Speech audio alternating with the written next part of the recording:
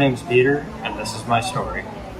I'd gone home for the holidays back in college, and my girlfriend had too. She was 4 hours north of where we went to school at, and I was the same distance south. We had never met each other's families. Anyway, I'd been home for a few days, and the phone rang.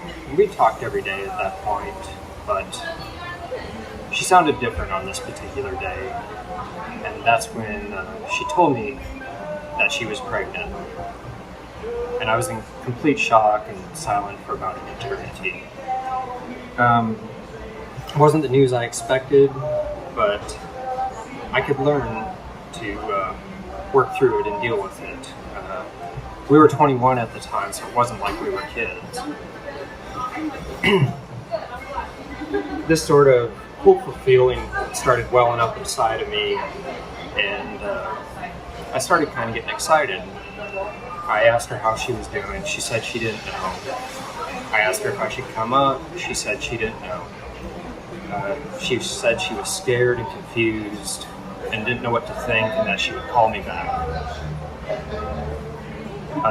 While I was waiting for her to call me back, I started thinking while I was at work, and started formulating this plan up in my head.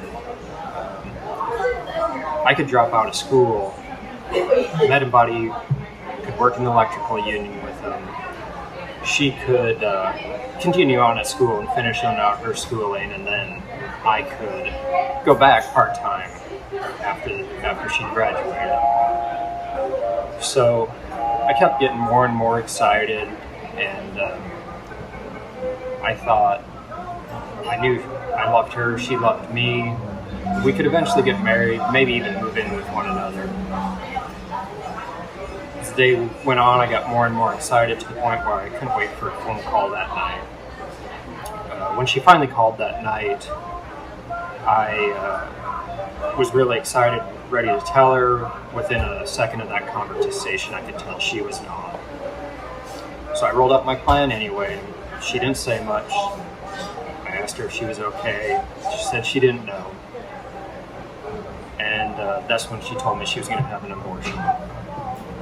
I was a bit stunned. I didn't know what to say at first, and then I said, well, you know, that's our child, that's our baby, and killing it felt wrong. But she told me that she had a friend back home in high school who had an abortion and assured me everything was going to be fine. And she didn't want me to quit school. And she said she didn't want to go to school all fat and pregnant. And our conversation ended there, and I waited for a phone call for the next few days. On Thursday morning, I'll never forget that day, she finally called, and I didn't have words for it back then, but something was different. Something was missing in her voice. And the abortion happened, it was done, it was over, and the baby was gone, and she assured me within time I would understand. I was crushed. Looking back at it, the hardest part was the fact that I couldn't stop it. I couldn't talk her out of it. I had no legal right in the thing at all.